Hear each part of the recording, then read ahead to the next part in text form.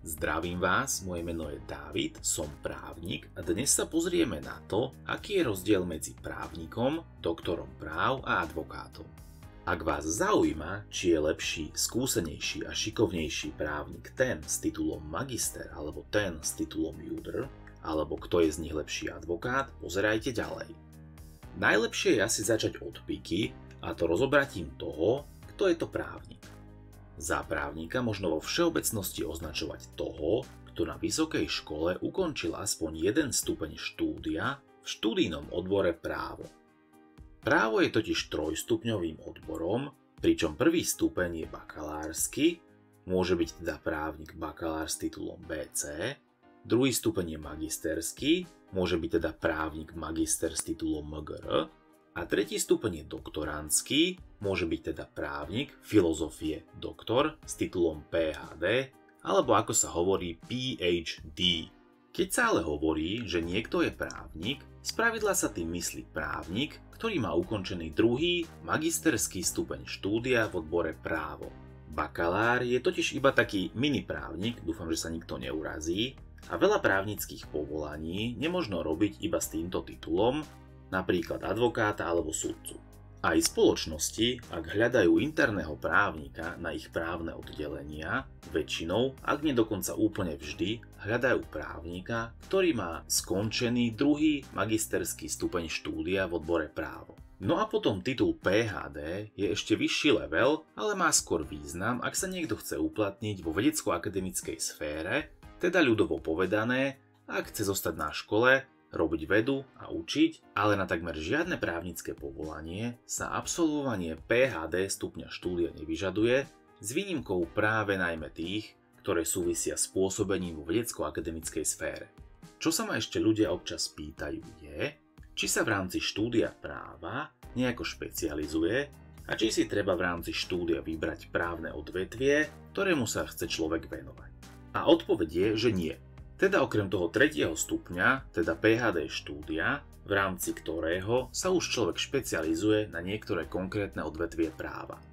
Pri prvom bakalárskom a druhom magisterskom stupni štúdia je totiž iba jeden odbor, ktorý sa volá, ako som už hovoril, právo, a v praxi to funguje tak, že sa človek učí dokonca aj dosť do hĺbky všetky základné odvetvia práva, pričom len trošičku si svoju špecializáciu vie v rámci štúdia modifikovať výberom nejakých výberových predmetov podľa toho, čo ho zaujíma, ale ten robustný základ štúdia má každý študent rovnaký. Špecializácia prichádza spravidla až následne podľa toho, kde sa človek v praxi uchytí, a buď to býva tak, že človek vie, čo ho baví a skúša si zohnať prácu v tom odvetví, alebo si proste zoženie prácu a bude sa úplne prirodzene špecializovať a zlepšovať v tom, čo v rámci tej práce bude robiť. No a teraz sa určite pýtate, kto alebo čo je to ten judr, alebo teda doktor práv, a či je to lepší právnik ako len ten v úvodzovkách obyčajný právnik, o ktorom som hovoril doteraz. No a teda odpoveď je zase úplne jednoduchá, a to, že titul judr nehovorí o tom, aký je niekto dobrý právnik, či má viac skúseností alebo znalostí a či je šikovnejší. Ide skôr o vec akejsi prestíže. Pre niektorých ľudí stále lepšie znie pán doktor, pretože u nás si stále značná časť spoločnosti na tituloch, ako sa hovorí, potrpí. A ja tento titul mám, a hoci si na svoje titulovanie nijako extra nepotrpím, viackrát sa mi stalo, že si o mne klient myslel, že som lepší právnik ako napríklad konkurencia, pretože som pán doktor a on je iba magister.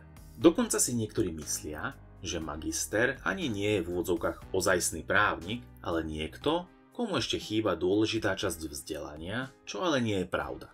Ak by som ale mal ísť zase trošku do mudrovania, titul doktor práv, alebo teda v skratke judr, môže dostať absolvent druhého, teda magisterského stupňa štúdia v odbore právo vtedy, ak spraví tzv. Rigoróznu skúšku, ktorej súčasťou je aj obhajoba rigoróznej práce, ktorú je ideálne neopajčiť, lebo nikdy neviete, kedy to na vás potom kto vyťahne. Pikoškou je, že titul judr môže dostať aj absolvent iného odboru ako právo, a to odboru s názvom bezpečnostné vedy. Takýto študijný odbor sa študuje napríklad na Akadémii policajného zboru v Bratislave a jeho absolventi, hoci nie sú právnici, môžu získať titul JUDr. Ak by ste sa ma pýtali, či je tento titul dobré si spraviť, ja vždy hovorievam, že z praktického pohľadu je na nič, ale ak človek má trošku času a pár 100 eur navyše, je dobré si ho spraviť, lebo u niektorých ľudí tým môže stupnúť na kredite a vážnosti. Z dlhodobého hľadiska to človeku nejako nepoškodí mať tento titul, ale môže trošku pomôcť a ako som vám hovoril pred chvíľou, niekedy to môže byť aj malá konkurenčná výhoda.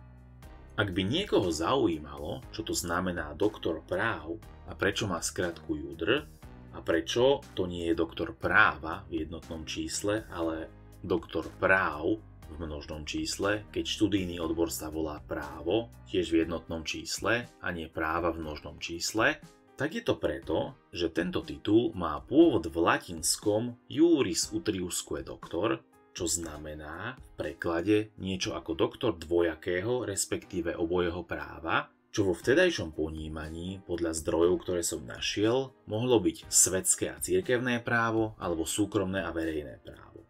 Ak sa v tomto trošku mýlim, pokojne ma v komentári opravte, lebo z latinčiny ani z rímskych reálí diplom nemám. V každom prípade sa vtedy hovorilo o dvoch právach, a teda ide o doktora práv a nie doktora práva, hoci študijný odbor je právo a nie práva. No, a teda ako do tej celej skladačky zapadá advokát? Doteraz sme riešili štúdium a vzdelanie a teraz ideme do praxe. Advokát je totiž povolanie, respektíve profesia, ktorú môže vyštudovaný právnik robiť, podobne ako sudca, notár, exekútor, prokurátor alebo napríklad aj právnik na právnom oddelení v banke či inej firme alebo na nejakom úrade. Často sa stretávam s otázkou, či je advokát niečo viac ako právnik a ja vždy odpovedám, že to sa ani veľmi nedá porovnávať, lebo to sú rozdielne veci. Veľmi zjednodušene ide o rozdiel v tom, že hovoriť o právnikovi znamená hovoriť o vzdelaní a hovoriť o advokátovi znamená hovoriť o povolaní, respektíve profesii. Advokát je povolanie, ktorého podstata spočíva v skratke v tom, že človek podniká v poskytovaní právnych služieb, teda napríklad robí zmluvy, zastupuje ľudí na súde alebo pred inými orgánmi, poskytuje právne rady a konzultácie a berie, respektíve môže za to brať v rámci podnikania peniaze. Podmienkou získania advokátskej licencie je okrem iného aj to, že má človek vyštudované právo, konkrétne druhý, teda magisterský stupeň štúdia. Okrem toho je tam samozrejme to na ďalších podmienok získania advokátskej licencie, vrátania absolvovania tzv. Koncipientskej praxe, bezúhonnosti, spoľahlivosti a zloženia super duper hardcore ťažkej advokátskej skúšky. Ak si teda chcete objednať službu, aby vám niekto vypracoval zmluvu alebo vás zastupoval pri rozvode, pôjdete správne za advokátom a nie za právnikom, pretože nie každý právnik je advokátom a môže vám takúto službu poskytnúť. Tu je ešte dôležité povedať, že ak chce človek robiť zmluvy alebo právne stanoviská a iné právne záležitosti za peniaze, môže tak robiť ako zamestnanec nejakej firmy alebo úradu a nemusí byť advokátom. V tom prípade to ale môže robiť iba pre túto firmu alebo pre úrad, kde je zamestnaný, a teda nie je to poskytovanie právnych služieb v rámci podnikania, ale len výkon činnosti pre svojho zamestnávateľa. Na rozdiel od toho advokát môže pri svojej činnosti ako podnikateľ poskytovať svoje služby akémukoľvek počtu rôznych subjektov a nie je viazaný, ako v prípade zamestnanca, iba na robenie pre jedného. Toto je rozdiel medzi advokátom a tzv. Firemným právnikom. Plus ešte treba dodať, že sú aj určité právne záležitosti, ktoré môže robiť len advokát, typicky napríklad zastupovanie v trestnom konaní, kde obhajcom môže byť iba advokát. Ak to mám teda celé zhrnúť, tak byť právnikom, či už s titulom JUDr alebo bez neho, znamená, že niekto na vysokej škole úspešne vyštudoval v študijnom odbore právo. Byť právnikom je podmienkou na vykonávanie niektorých povolaní, napríklad povolania advokáta, sudcu, prokurátora, notára či exekútora, a v niektorých prípadoch je to požiadavkou na prijatie do zamestnania, napríklad na pozíciu člena právneho oddelenia nejakej firmy. A čo sa týka titulu JUDr, tento môže človeku zvyšovať sex appeal, ale nehovorí o znalostiach, skúsenostiach ani o rozsahu praxe toho, kto ho má. Ďakujem vám za pozretie A ak sa vám videjko páčilo, hoďte tam prosím like, odber alebo ho zdieľajte. Vás to nič nebude stáť a mňa to poteší.